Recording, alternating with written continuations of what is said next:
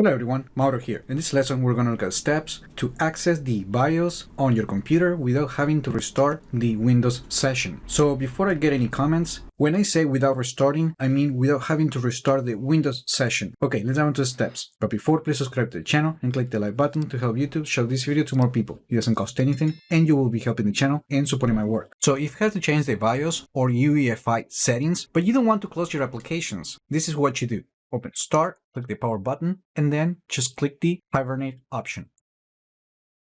Now, once you select the hibernate option, all the contents in memory is going to be written down into the hard drive, preserving your current session of Windows 11, and the computer will turn off. Then you can power on the computer, and as soon as the computer starts, press the Del key or the F2 key to try to enter the BIOS settings. It's important to know that entering the BIOS or UEFI settings are different per manufacturer and sometimes even per computer model. So you have to check your support manufacturer website to know exactly the key that you have to press to access these settings. Once you enter the settings, you can make the changes in the BIOS as needed, save the configuration, and exit the BIOS interface. And then just let the computer restart. Now, if you can't find the hibernate option in the power button, this is what you do. Open Start and look for the terminal or command prompt. Right-click on the top result and select the Run Administrator option. Then run the Power CFG available sleep states command